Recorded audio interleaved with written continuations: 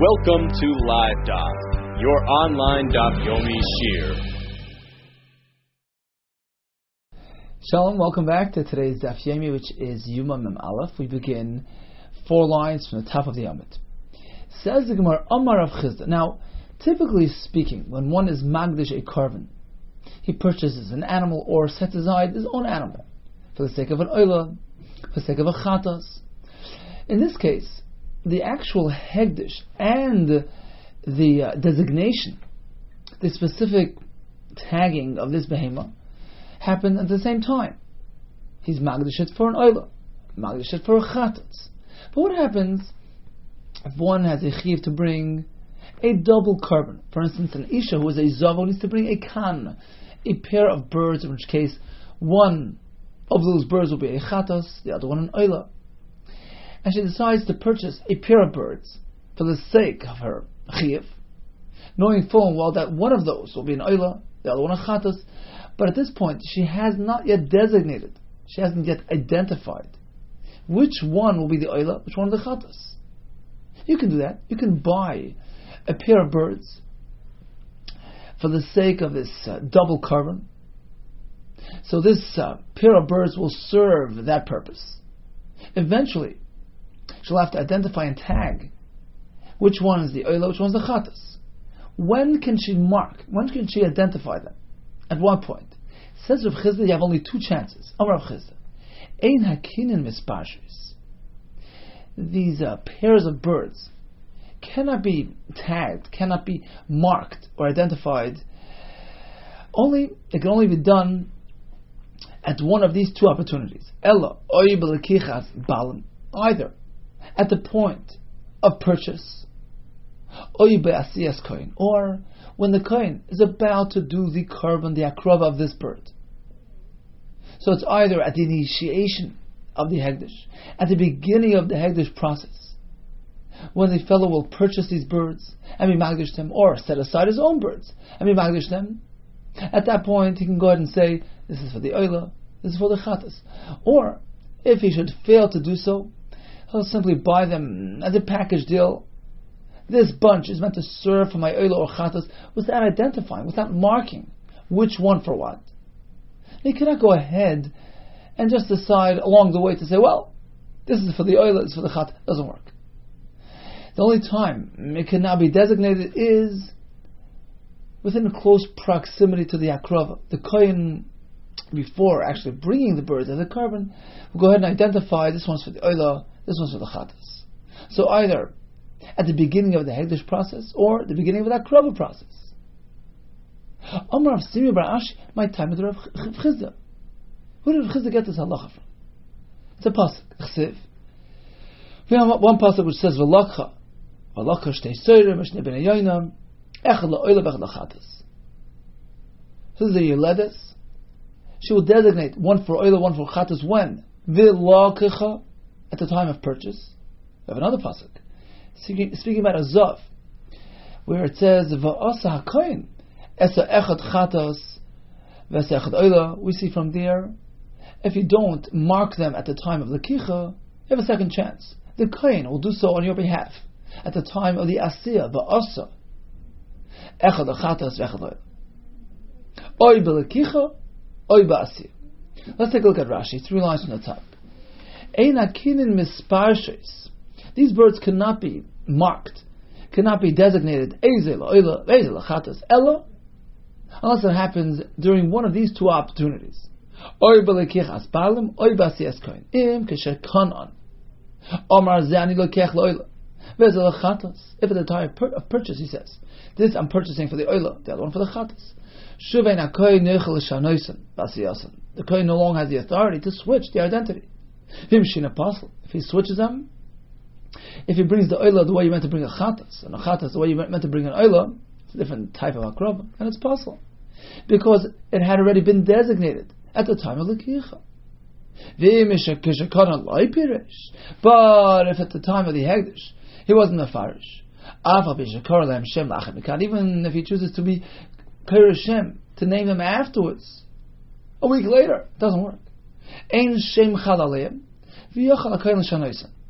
It works somewhat, but the kohen can go ahead and switch it. It doesn't really get established as a set identity. The kohen can go ahead and switch it if he chooses to do so. Continues Rashi. V'lo chavasa b'yilad esiv v'lo koshtei soyer m'shnei b'nei yoyin echad oilach l'chadas v'chem b'mitzayra. So we see that the shas l'kicha is a time of determination. V'gab ezav, we have a pasuk which says v'asa kohen echad chatas v'chad oilach. Alma, we learn from here, you have two chances to tag the birds. Oy b'shas l'kicha nigbayin, oy b'shas asiyasan, avo beni beni loy. So either when you begin the hegdish, you go ahead and you mark the birds, or at the time of the hakrava, but not along the road between one and the other.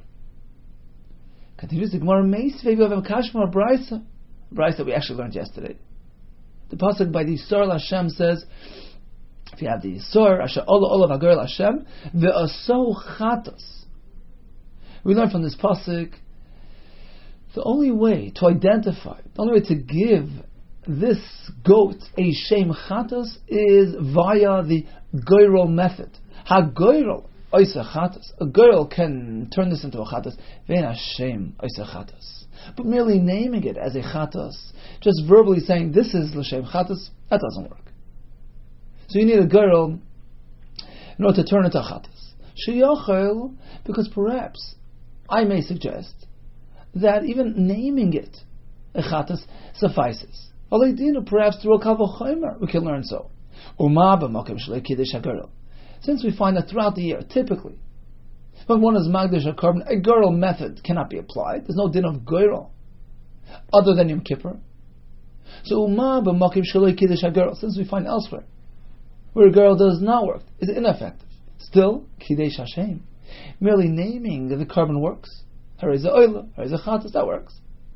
Certainly on Yom Kippur, where a girl does work, then a shame would also work. Mokim shekidish a girl, and Yom Kippur where a girl works, it's not your conventional method of Yimakadosh, and it still works. In which case, it seems that Yom Kippur is superior to the rest of the year.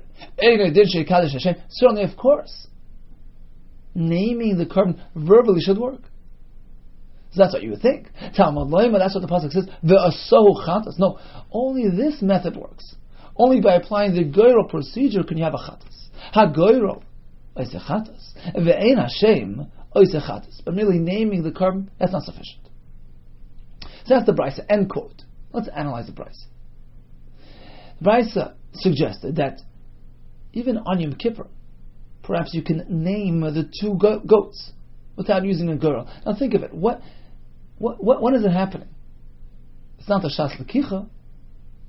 He already purchased the goats yesterday and was magdish them yesterday. And they bundle. We have two goats. One will be chatas, one will be oila, without specifically identifying which one's what. So it's no longer shas l'kicha. What about shas asiya? Is it shas akrava? You can think perhaps it's already shas akrava, but the Rebbe Chananel explains, no, it's not. Because you have a long way to go till you be makriv the chatas here. You have to do video on the par, the shchitas are par, lots of things to do until you get to the shchita of the sar. So you're not yet ready to be makriv the sar. It's somewhere between the lekich and the asir. And so the brisa suggested to us that naming the korban at this point would work. What's going on over here? The lav shas lekicha. It's neither the time of purchase, neither the time of initiation of the hegdish for these goats. V'lav shas asiyah, nor is it the shas asiyah. We still have a long road to travel to get to the asiyah of the chatas. Uktani de kava. The brisa suggested for us that perhaps you could be magdish this sir at this point. And this flies in the face of Rav Chiz's halacha, which told us that it only works during the initiation in the ascholas hegdish or the ascholas korban, ascholas hakrava. This is neither this nor that. Amar Rava Chika Amar. No, the brisa meant as follows, and presented the following kavachem. Ma b'mkaim shalei kiddush hagirl. Since we find throughout the year where a girl doesn't work, it's b'mkaim shalei kiddush hagirl. Afilu b'shas lekicha, afilu b'shas asiyah. Throughout the year, on your typical korban, a girl method cannot be applied. It's totally ineffective. Whether it's shas lekicha, Or Shas Asiyah, a girl doesn't work. Still, naming the carbon works. Kiddush Hashem, B'Shas Asiyah. The shame, meaning applying the name. This is a chat, this is a oila, works, provided that it's done at the right time. B'Shas L'kicha or B'Shas Asiyah. So again, throughout the year, you have a chisaron, you have a deficiency, that girl doesn't work, but still, Kiddush Hashem, being Kiddush Hashem works, provided, of course, it's at the right moment. Shas L'kicha or Shas Asiyah, certainly in Yom Kippur, where girl works, Mokim Shekidish HaGirl, Shaloi B'Shas L'kicha, or Shaloi B'Shas Asiyah. In Yom Kippur we find such a mileage, such a superiority. Look, a very unconventional method can be applied here. Girl works. Not only does girl work, when does it work? At a random time. It's not just Asiyah, it's not just L'kicha. So we see that Kippur has such a power. Of course, the ordinary, typical, conventional method should work as well. Einay din. Wouldn't it be logical to say Sheikadish Hashem, that merely naming the carbon, naming the goats would work b'shas l'kicha, b'shas asiyah, as long as it's during the time of purchase or the time of asiyah? The Brisa never suggests, never meant to say, never meant to propose that you can name the goat as a chatos, somewhere in the middle between asiyah and l'kicha. No.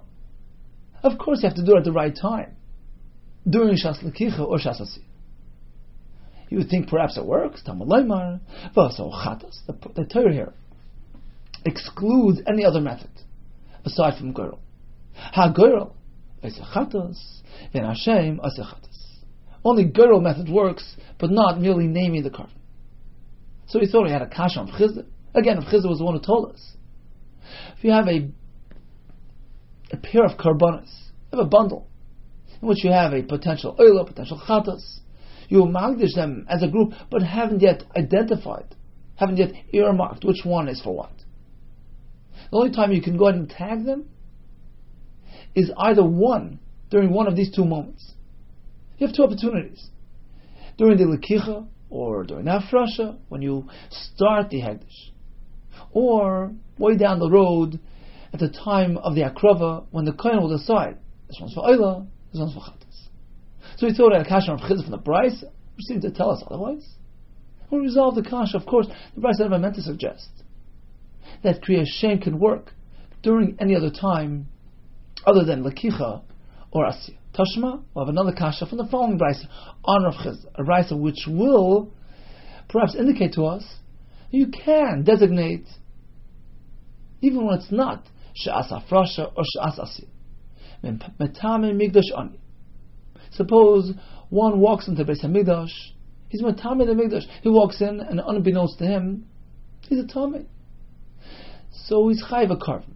Now it's a multiple tiered carbon, depending on your financial situation. An Asher brings a Chatos Behema. An animal Behema has a Chatos. We have a Ani who bring birds, a pair of birds. One Chatos, one Oila. He's really poor, brings a Mincha.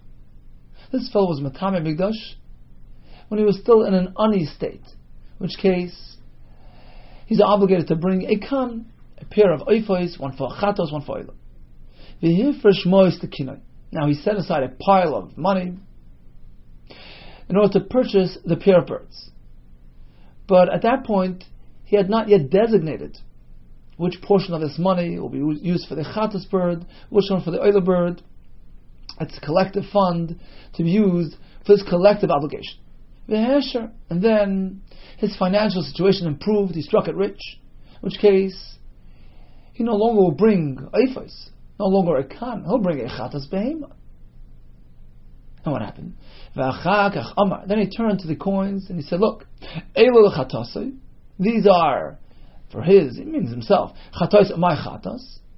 So this part of the pile is meant for the chatas bird, and the remainder is designated for purchase of my oila bird. But Maisa, he's not chayiv birds. He's no longer going to bring a carbon ani. He's meant to bring a chatas behema. Can he apply these monies for purchase of his chatas behema? The answer is, depends which part of the pile. The part which he had now designated for chatas use, you can take that money and apply it towards the purchase of his chatas behema. It's chatas, same thing. But he can't use the other portion, the part which had been earmarked for oila use. Can use oila money for chatas. Says the Brisa Moisef, he can add additional personal funds, because a chatas behema costs more than life. Moisef maybe chayvase, and he can go ahead and bring a chatas behema, which is his current chiv, midmei chatasai, in conjunction with the money which he had designated for purchase of the chatas bird. So he can apply that when he purchases the chatas behema. But he cannot add more money, or maybe chavase, to bring his chatas behema midmei alasai, by incorporating the oila money. Oila money cannot be used for chatas. Okay, that's the Brisa. End quote. Now let's analyze. Now what happened here? He turned to his pile of coins and he pointed his finger and says, this is for chatas, this is for the oila, chatas bird, oila bird. Now, is this a time of hafrasha? No, he set aside this money weeks ago. He was already magdish this money for the sake of this purpose. Is this a time of asiyah? Doesn't seem like it. He's simply talking to his money. He's designated these funds for chatas and oila. So it's neither this nor that. How can he designate? How can he tag something in the middle of the journey? It's not the time of lakicha. It's not the time when he's initiating the hegdish. Nor is it the shas asiyah. And the Brisa just told us he can go ahead and establish, he can tag, he can designate, this is for chat, it's for oila. This is inconsistent with Rav Chisda. Rav Sheshes, v'tisbra, can you propose that this Brisa is reliable? If you take a closer look at the Brisa inherently is difficult to understand. It's a confusing Brisa, and something's amiss. Why? Look, this fellow has already turned into an usher. His tables have turned on him. He no longer is eligible or capable to bring a chatas or oila of a bird. That's not his curve. He's in the behema bracket. So what business does he have designating money for a khan? He left the oif bracket. He's not capable of being magdish a chatas or oila of an oif. If one was Matami Migdash while he was an usher, in which case he has to bring a chatas behema. If he chooses to be stingy and bring a bird, he's not yoytze. You can't downgrade your chiv. The kiv and the layatze. Now, that being the case, then an usher doesn't have the ability to bring a bird. How can he turn to the money and say, this is for my chatas bird, this is my oila bird? He's not in the parsha of a khan. He's beyond. He has left the bird bracket. He's now in the behema bracket. And he doesn't have the ability to be magdish for birds. So something's wrong, something's amiss in the Brisa. So you must say that we have to relearn the words in the Brisa. Shekvar Omar. Man, you say. The Brisa says that this usher turns around and designates his funds for chatas or oila birds. I'm not speaking that he did it in his current state, when he was already a usher. No, Shekvar Omar Mani Yusuf. He labeled the money while he was still an ani and still chayiv to bring birds. So you have to reword the Brisa, okay? Hachanami. So here as well, meaning to address our kasha, we can revise further the words of the Brisa. Shekvar Omar Shasafrasha. Once you're revising, go all the way. The Brisa meant to say that he had already designated the money earlier. When? The time when he set the money aside, the Shasafrasha, which is comparable to the Shas Lekicha of a behemoth. Rashi says that Afrasha by Mois, Kishas Lekicha as Haifas. The point is, it's the initiation of the Hegdish. It's when Hegdish commences. So at the point when he set aside the monies, he had already designated, okay, this part of the pile is for the chatas bird, this part for the oila bird. That's called shas l'kicha. And it works. So we figured out a kasha of Chizda. How can he go ahead and identify his money en route when it's not shas hafrosha or shas hasiyah? The answer is it was shas hafrosha. We have to revise the price. But according to Rav Chag, who quoted Rav Yeshua differently than Rav Lezer and Rav Yeshua. You see, Rav Lezer said, once he rises financially, turns into an usher, he can no longer be yaitze with a carbon on it. That was Rav Lezer and Rav Yeshua. So according to that, you must revise the price. Because otherwise, how can the usher have the ability to designate money for an oila sa'if which he can't even bring? So that prompted us to revise the brisa. We revised it to the extent that we also answered our kasha of Chizda. Right. But according to Rav Chag and Rav Yeshua, the Amar Yatz, who says that even in Metam Mikdash, who is now an usher, but for some reason or other decided to bring in carbon ani, it's not l'chatchila, but he's yaitze. Since it works for an ani, it works for an usher as well. Now, that being the case, we have no basis for this revision in the brisa, Michael and Meimar. Now, what are we going to say? We have no justification to revise the brisa. The brisa can be taken literally. He turned into an usher and then turned around and designated his monies for purchase of birds, because technically he can buy a bird. He can be yaitze with a bird. That being the case, that the brisa is going to be learned kipshute literally. Go back to the kasha of Chizda. How can you go ahead and earmark this money at this point? At this point in the process, when it's neither shas hafrasha or shas hasiyah. Says Roloi Tema Vakach Amr. Rather than read the brisa to say that afterwards he said, after he turned into an usher, he verbally expressed his intention, verbally earmarked the money. In which case you have a kasha. How does that work? Ela Ema. Rather say like this. After he turned into an usher, he actually purchased birds using this money. He purchased some birds, said, well, this is my chatos, this is my oila, that's shas l'kicha, and certainly he has the ability to be mekadosh at this point. Okay, that's the term. It's shas l'kicha. Says the Gemara, 1 second. Lokach, he purchased. The Brisa says, well, after purchasing the birds, he decided, well, 1 second, I have to bring a chatos behema. It's the wrong carbon. So he's going to upgrade it to a chatos behema. The Brisa says, moisif, umevi.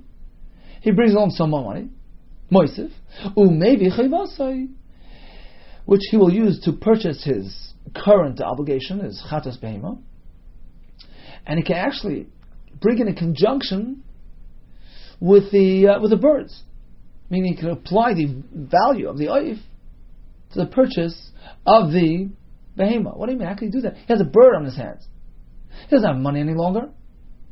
What do you mean? He's going to apply the chatas bird to a behema? This is a bird, that's a behema. The parakle, apparently, it means that he's going to redeem the oif, make a pidyon, and receive money in exchange, which he will apply towards purchase of his behema.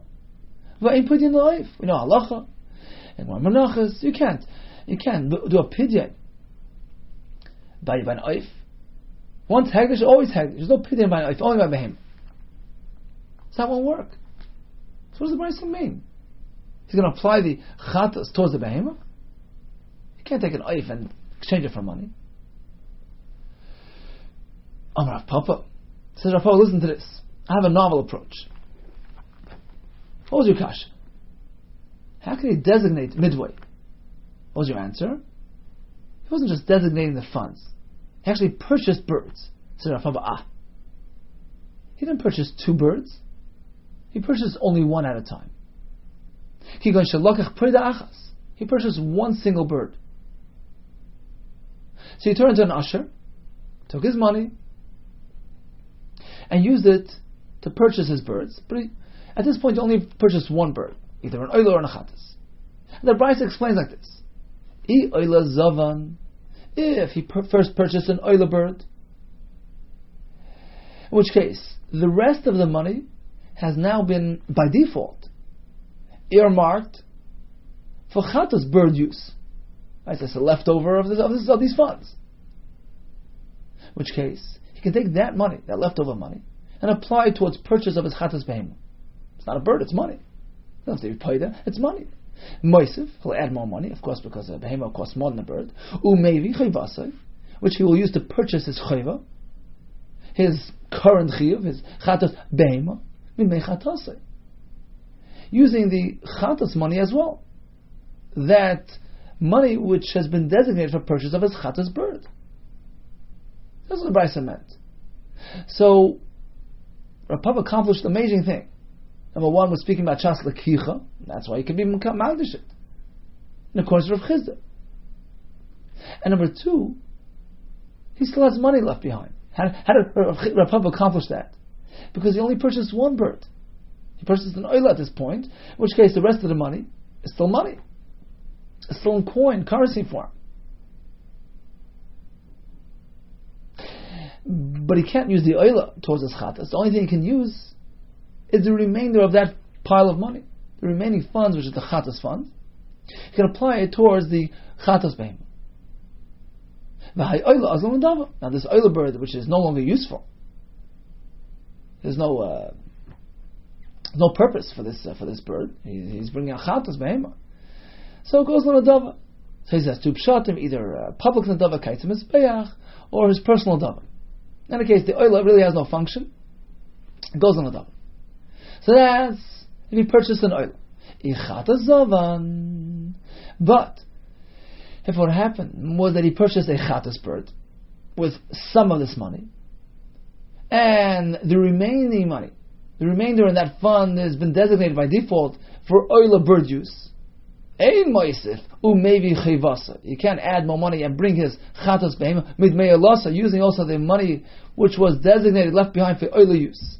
Because you can't use oil money for chatas. Rather, he has to find new money and purchase a chatas behemah. What about this chatas bird that he already purchased? Too bad. By a chatas, ozla misa, let it die, because he's bringing a chatas behemah instead. So very posh. According to our Papa, we answered all the kashas. The Brisa meant very simply that he was being makalisha during lekicha, like Rav Chizda says. You could only designate during Hegdish, during purchase, during initiation of Hegdish.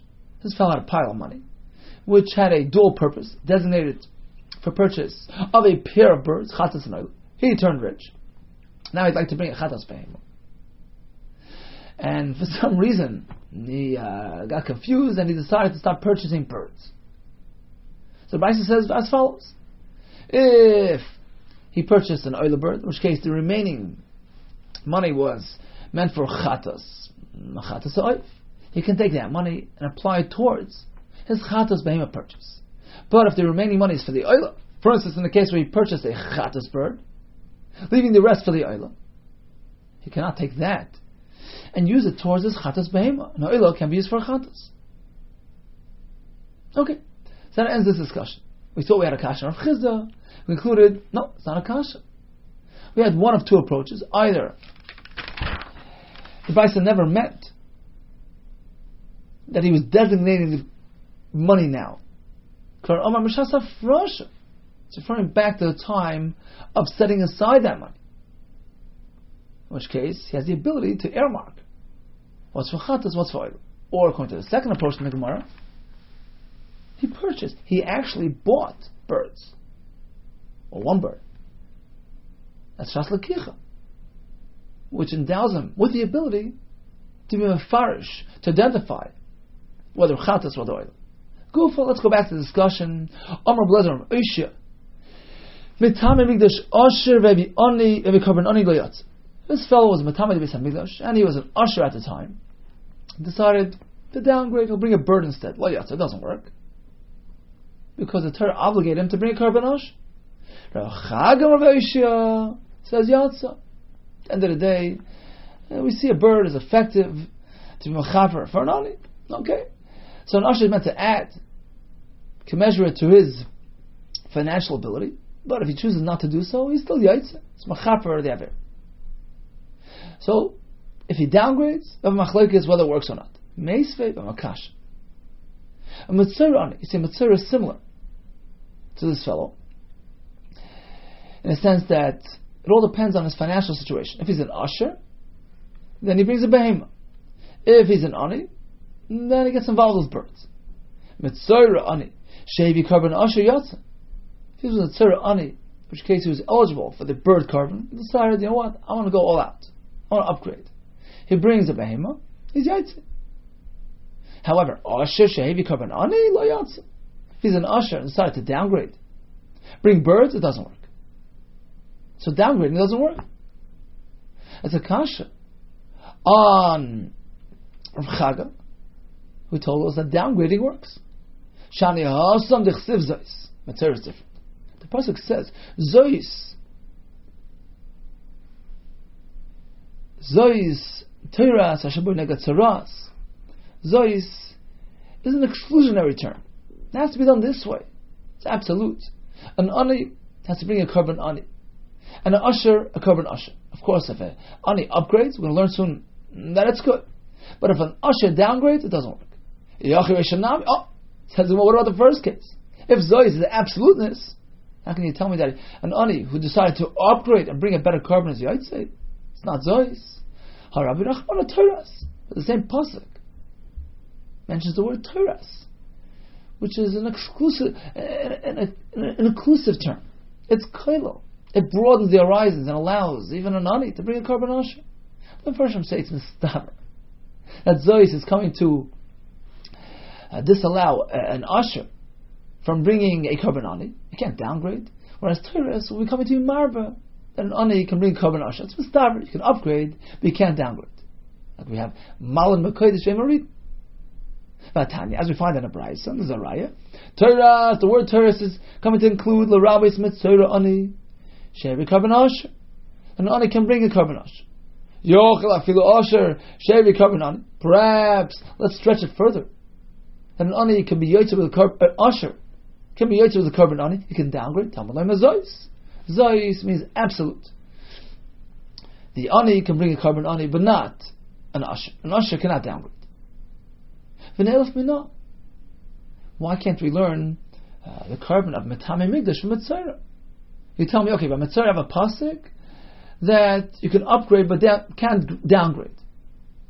Metame migdash should derive from here that you cannot downgrade.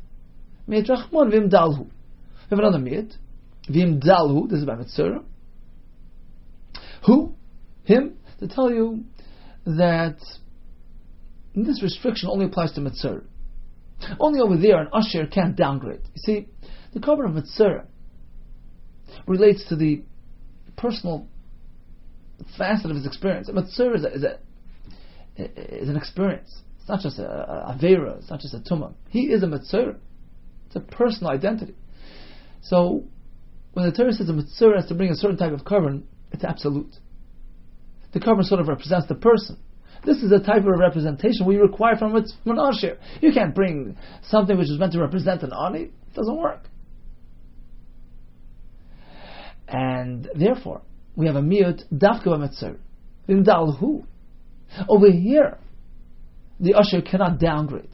But when it comes to another type of like a carbon oil of a yurt, a mitama migdash, who also has a multiple tier carbon, many options, ani and usher, over there perhaps you can go ahead and downgrade. But the evet, if an usher brings a carbon ani, perhaps he's yet.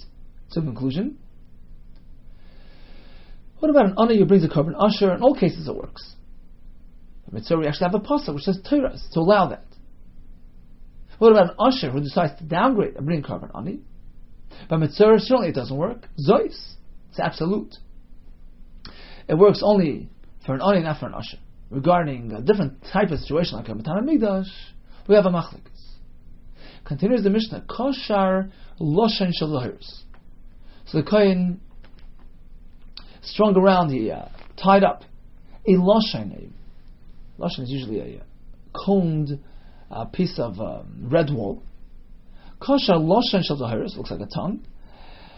So this loshan, this tongue of zahiris red wool, was tied around beroy sam shaleach, on the head, between the horns of the sam shaleach, of Sar Azazel.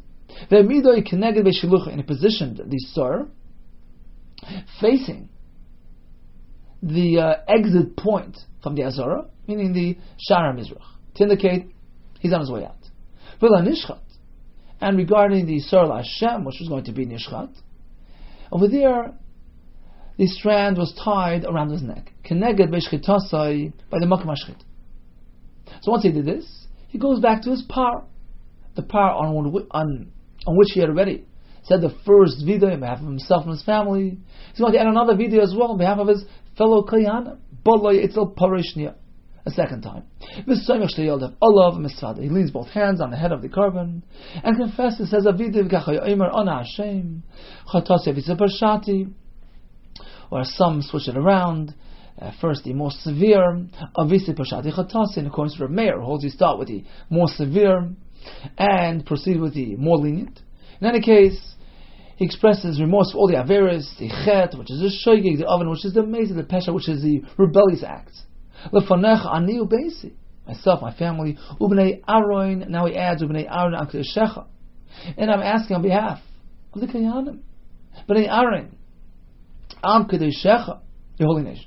Oh no, Hashem, please, Hashem, kaperna, forgive la'avonis, ulapshoim la'chatom, shavisi, shapashati, shachatos lefanecha, ani ubeisi, myself, my family, ubnei Aaron am kedushecha, and all the Kayanim. Kakosov b'seres meshavdecha, as it is stated in the Torah. Kevayim azeh, because on this day in Kippur, yichaper aleichem Hashem, we mechaper on your behalf, l'tar heschem, to purify you, mikol chatesechem, from all your sins, l'fnei Hashem, to Torah Yom Kippur. We all stand before Hashem without any barriers, and that connection, that closeness, brings about purity and kapar. Once the Kohen Gadol expressed the Shem Hashem, the Shem HaMeforash, everybody falls down on their heads. They bow down on the floor, and they say Ve'ein Achrav, and they respond by saying Baruch Shem Kavod Malchus Olam Va'ed, in response, in acknowledgement of the expression of Hashem's name, Hashem HaMeforash, Yom Kippur, the Shem Havaya, which denotes the oneness of Hashem, the life of all life, the force of all forces in the world, and they acknowledge and they express their appreciation at the opportunity Hashem gives us to take part in this Malchus of Hashem, which is eternal. Let's go back to the Mishnah. The Bnei Yeshiva wanted to know. Right? The Mishnah begins by telling us that he was kosher, the Loshen Shel Zahiris, on the head of the Sar Mishtalech. And, number two, he positioned him, Keneged Beishilucha, opposite the Shara Mizrach, on his way out. And then the Mishnah says, V'la nishchat Keneged Beishchitasei. Regarding the nishchat, the Sar Hashem Chatas, he did it opposite the Makam Shechita. Now, what did he do? He tied a ribbon around its neck, or is it referring to the second part, the positioning? Right, there are two things done to the Sar Shaleach: ribbon tied and positioning. So what did he do to the Sar Hashem? It's not clear. Tied the ribbon, or we're speaking about positioning the animal. Keneged the Beis HaShchita, meaning in the area of the Shchita, the Tzafon and the Azar. Iboilu, V'lanishchat. This reference to the Karban Hashem, the Chatas. Akshira Koi is in reference to tying a ribbon around his neck. That's the Beis Shchitasa. Yoyamada Koi. Or is in reference to the other aspect of the Mishnah, positioning. He didn't tie a ribbon around him. Rather, he merely positioned him Keneged Beis Shchitasa, meaning opposite, near the Malkam Shchita and the Azar. Tashma will bring a raya. Etani Rabbi Yosef. Kosh Loshen Shel Zahiris B'roish Sar Mishtaleach. First he tied the Loshen Shel Zahiris on top of the Sar Mishtaleach. And number two, he positioned him, V'amidor Keneged Be'shiluchai. He positioned him facing the exit point of the Azara. V'la nishchat Keneged Be'shitasai.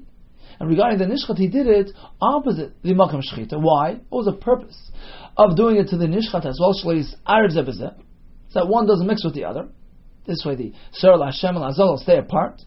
easily identified. That's number one. And another benefit, V'shlo yisarev ba'achir, so that the Yisrael Hashem doesn't mix it with other goats who are present in the Azara. So we have two benefits. V'shlo yisarev zeh b'zeh. Number two, v'lo yisarev ba'achir. Let's analyze. If the Mishnah meant in reference to tying that ribbon, he ties it around the neck of the Yisrael Hashem Shaper. We fully understand how this resulted in having two benefits here. Firstly, he wouldn't mix up the two goats. One had his ribbon around his head, one around his neck. Number two, the Yisrael Hashem will not mix up with other Seirim roaming around because he has a ribbon, they don't. However,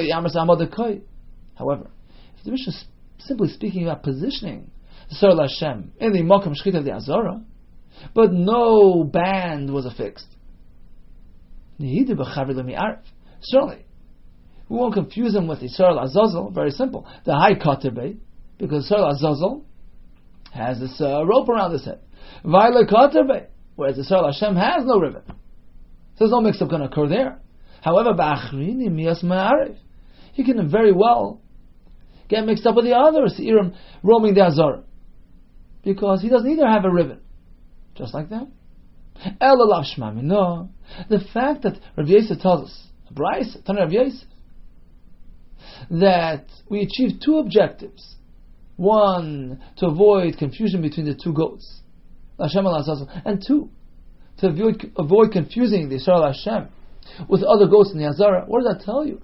It tells you that apparently he had a ribbon around his neck, which will A, separate him from the Yisrael Hashem, and B, separate him from the other goats.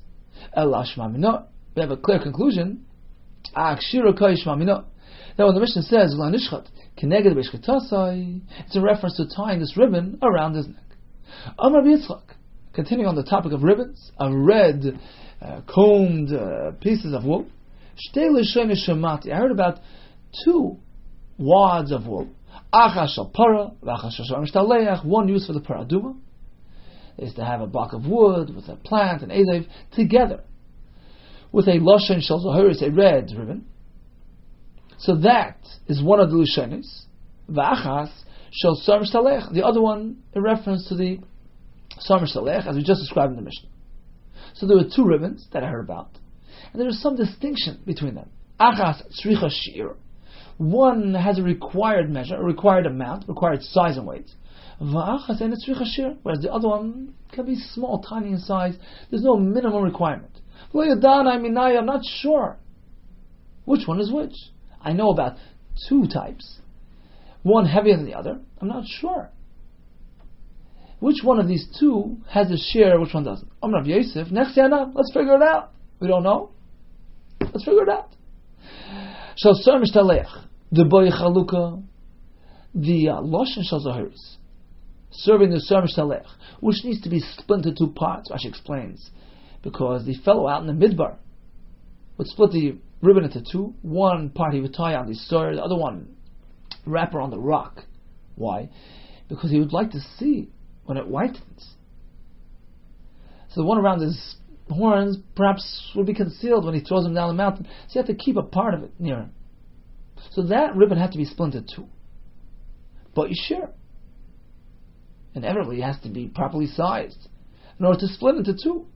However, the one used for the paraduma, which does not need to be split, that's the one that can be minimal in size.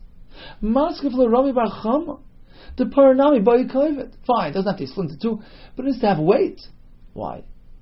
Because the pasuk says you toss this bundle of the it's erez, the ezev, and the shnita las el toich sreifas hapara, into the depth, into the heart of the fire.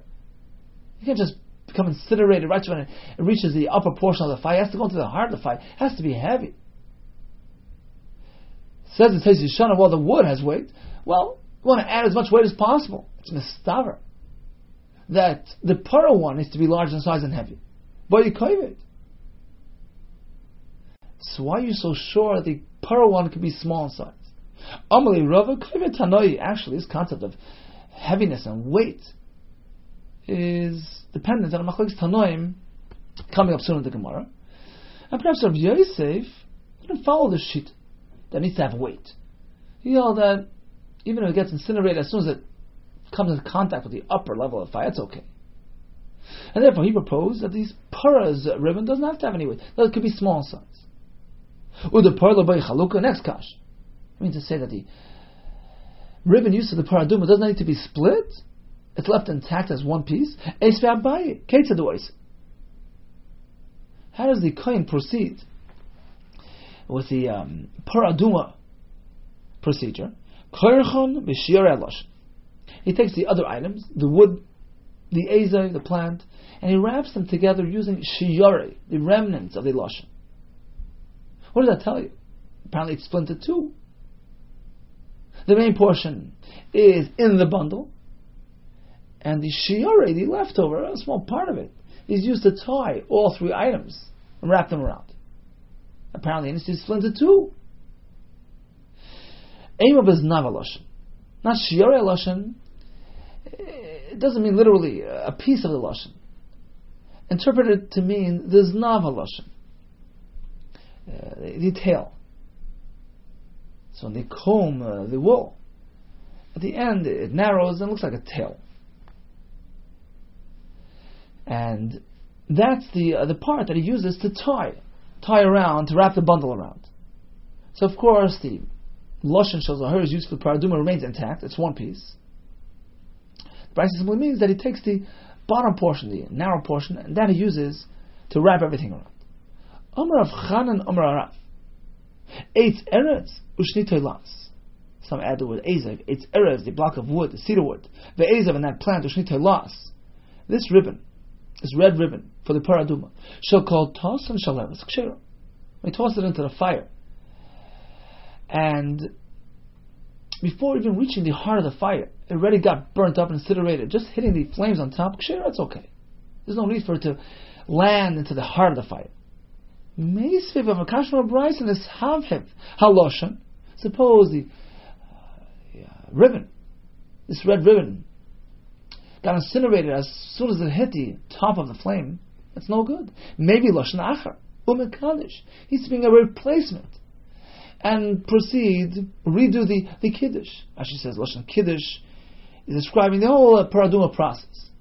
So it's no good if the wool got caught into the upper portion of the fire. It has to land into the heart of the fire. So how could Rav Chanan or Rav tell us that even the shalheves up on top, burnt it up, it's okay? Or Abai loy kasha, the answer is, it depends. What portion of the flame burnt up the item? Kan bekelachas. When the Brisa says that the shalheves incinerated, it's no good. We're speaking bekelachas. Kelachas is lashon of klach, like a kelach, like a stalk. So we're speaking that the flames are rising all the way up, and the item got incinerated just by hitting the top part of that flame. That's too far from the heart of the fire. It doesn't work. Kamen echfefes. Rav Chanan, who allowed it, was speaking, but echfefes, we're talking about short, low down flames. In that case, it's close enough to the source of the fire, close enough to the coals, and even if the items got burnt up in that portion of the flame, that's okay. Rav Amar, it's Machavis Tanoi. Kovid Tanoi, this question of whether it has to land into the depths of the fire, whether it has to have weight to enable it to sink into the Toich Shefes Apara and get burnt dafka there, it's Machavis Tanoi. The Sanya, Lo Makorchan. Why does he tie everything together? The Eitz Erez, the Ezav, and Shnei Telas. Kadei Sheyukula Maguda Achas, in order that they're all in one bundle. It says, V'lokach, he'll take the entire thing as one. It has to be Baguda Achas. Diri Rabbi. Rabbi Lazar Shimon Omer, Kadei Sheyhebon Kovid. To give it weight, by tying them together, you're making something heavy, you're making it weighty, V'yiplu Teich Shefes Apara, which will enable it to fall into the depth of the fire. So whether or not it has to reach the toich of the fire, heart of the fire. One Shita says yes, one Shita says no. And Rav Chanan, who tells us that even if the item got burnt up on top, apparently he's following Shitas Rebbe, who says there's no reason for weight, there's no reason for heaviness, you don't have to have a kovid, you don't need to land into the heart of the fire. Now Rav Yitzchak told us earlier, we have two different types of Lishoinois Shal Zahiris, 2 designations with 2 specifications. One needs a shear, the other one doesn't. Now, he didn't really specify exactly what type of shear we're speaking about. What are the exact specifications, requirements? He related the name of Yochanan as follows. Shalosh Lishoinois Shamati. Actually, I heard about 3 red cone pieces of wool. Achas shel para, 1 for the paraduma. Va'achas shel sar mishalech, 1 to be tied around the goat. Va'achas shel mitzvah, 1 that the mitzvah uses to dip into the damach abatzipur. They have 3 different designations and 3 different specifications. Achas mishkal asar zuz, 1 must weigh, have a weight equivalent of 10 zuz, very large, very heavy. Va'achas mishkal shnei slaim, the other one doesn't need to be 10 zuz in weight. It needs to weigh as much as 2 sela. 2 sela is, each sela is 4 zuz, so a total of 8 zuz. So smaller and lighter than the other one. And finally, va'achas mishkal shekel, the third one need only weigh like a shekel, 2 zuz. So it's 10 zuz, 8 zuz, and 2 zuz. Ve'enu lefarish, I'll tell you the truth, I'm not sure which one needs to weigh what. Kiasa Ravin came from Israel, he explained, he elaborated. Pirsho, he elaborated b'shmei Rabbi Yonasan. I'll tell you as follows. Shel para, the one used for the paraduma, which needs to be heavy in order to sink into the heart of the fire, mishkal asar zuz, needs to weigh 10 zuz. V'shel sar mishtaleach, the one used for the sar mishtaleach, which needs to be split into 2 parts, doesn't have to be 10 zuz, but it needs to have something to it. Mishkal shnei sloim, needs to weigh the equivalent of 2 sela 8 zuz. V'shel matzura, which doesn't need to be split into 2, nor does it have to have weight, it has to fall to a fire. Anything's enough. Mishkal shekel, even a shekel is enough. And apparently, that was a Kabbalah, you need to have at least some minimum requirement, which is a shekel. Omar Rabbi Yochanan, actually, there's a machlokes tanoim revolving around this halach. Pligiba Rab Shimon Mechalafta, Rabbanan, there's a machlokes in Rabbanan and from Mechalafta regarding the size and weight of the lashon shel zahar is used for the paradum. The para. Chadar Mishkal Asarazuz. One maintained it has to weigh 10, because it has to have that weight in order to fall into the heart of the fire. The other one maintained, no, mishkal shekel is enough. Even if it weighs only like a shekel, it's okay. Now you realize they went to 2 extremes. We have 3 possible specifications. 10 zuz, 8 zuz, and 2 zuz. Here we have one saying 10, one saying 2. The simonech. If one have a good simon to remember that it was from one extreme to the other, and they skipped the middle stage. Echad amar v'echad amamet. Our Mishnah in Nachas. Whether he donates a large carbon or even a small carbon, it's irrelevant. Ikar is shechav and libel hashamayim. Ikar is the heart, the kavanah. So this is a good simon to remember. That one shita was marber. He went to one side of the spectrum, 10 zuz. The other one was mamet. He went to the other side, 2 zuz. Amalei Rabbi Yirmiyah medifta Ravina. Rabbi Yirmiyah tells Ravina like this: Loi beparapli. Machlokes between these tanoim wasn't regarding the para. Ela b'sar mishtaleach pli. It was regarding the size of that wool used for the sar mishtaleach. One said it has to be large in size and heavy. 10 zuz. Why? Says it Yishanim for Persume Nisa. So that everybody notices when that thing turns white. So it has to be big and large and heavy. Whereas the other shita says no. 2 zuz is enough. As long as you have enough to split into 2. In fact, continue the Gemara. YOMA, that very day where this debate raged on, where this machlekes took place, regarding the size of the loshen for Sar Mishtaleach, Noch Nafshe, the Rabbi Bar Kisi passed away. Va'ancho Basimona. In order to remember the topic of that discussion, they applied a simon. Rabbi Bar Kisi Machaper. Rabbi Bar Kisi's passing is Machaper. We know that a misav, it's tzaddik, is machaper on the door. So his passing was machaper kisar mishalech, just as the sar mishalech is machaper. So this is a good way to remember that the topic of the debate, the machlekes, between Rav Shimon Chalaf and Rabbanan, was concerning the size of the lashon shel zahir is used for the sar mishalech. One said 10 zuz and one said 2. So conclusion, regarding the one used for the paraduma, well, that depends. If you hold that it has to be heavy to fall into the heart of the fire, then it has to be big and heavy, 10 zuz worth. If you don't need it to be heavy, then 2 zuz is enough. And Rav Yitzchak holds even just a kosher is enough. Regarding Sar Mishtaleach, where it has to be split into 2, we actually have 3 shittas. Some say 10 zuz, some say 8 zuz, some say 2. Regarding Matzera, just the minimum is enough. 2 zuz is okay. And actually, Tezis Shalom asks, what happens to the 4th ribbon, the one used for the Sarah Hashem? He says that could just be a thin thread to give it a simon, therefore was not included on our list. Okay, time for brief chazar.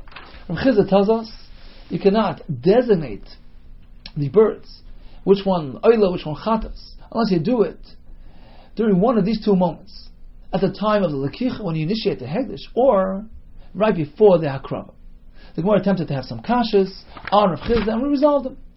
Regarding upgrading a carbon, can an ani bring a carbon usher? Yes, certainly. What about an usher bringing a carbon ani? Well, Metzora cannot. In other cases, we have machlekes. We learned that he tied the lashon shel zahiris on the head of the Somer Shtalech and around the neck of the Sar Hashem. He said his vidoy, and we discussed various red ribbons, their various functions, and various specifications. Kol tuv to you.